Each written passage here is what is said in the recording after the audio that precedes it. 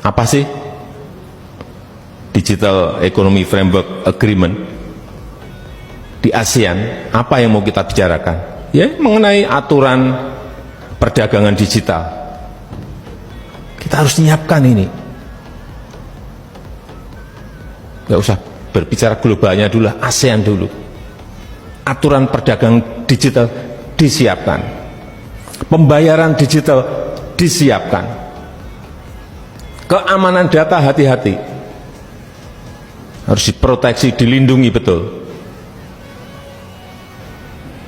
Saya kaget kemarin setelah rapat disampaikan kepada saya hanya dalam waktu bulan saja. Saya enggak usah sebutkan aplikasi apa, sudah mencapai 123 juta orang masuk ke aplikasi itu hanya dalam hitungan bulan, karena pembeliannya sangat masif sekali. Artinya apa? Perilaku konsumen kita sudah dipegang, moodnya mau kemana sudah dipegang, arahnya mau kemana sudah bisa ditebak, dan kita terlambat.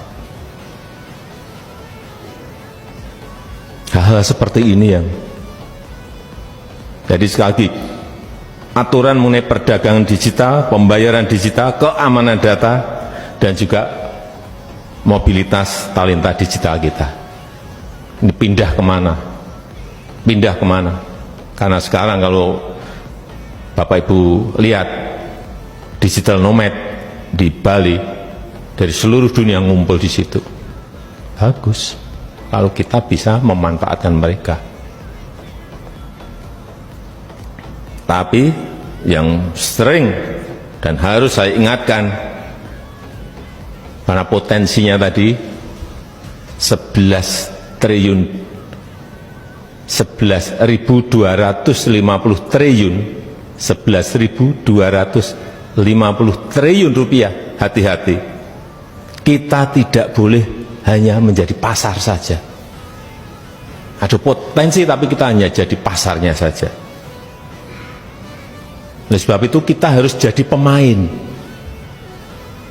Ini menyiapkan pemain-pemain ini yang memerlukan kerja keras, karena waktunya kita dibatasi oleh limit waktu. Teman-teman saya menyampaikan hanya waktunya hanya 2 tahun. Dari tahun kemarin, pertengahan tahun kemarin, hanya 2 tahun. Bagaimana kita bisa menyiapkan talenta-talenta digital kita? Ini yang bukan barang yang mudah.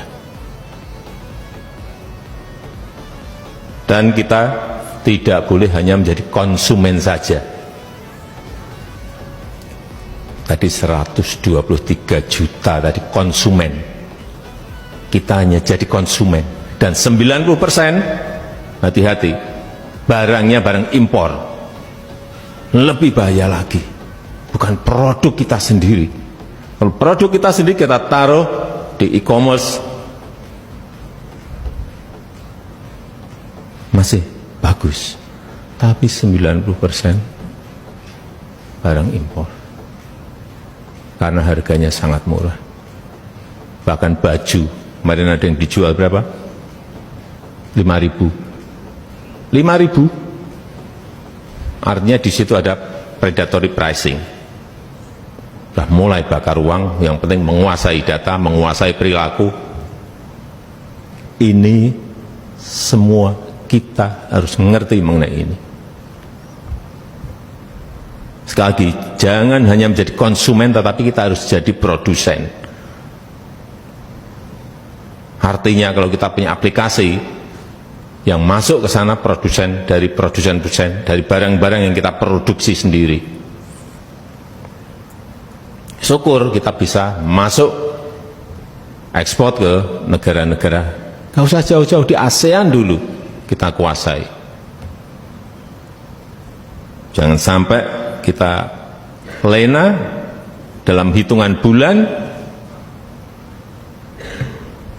Nggak mau saya terkena penjajahan era modern.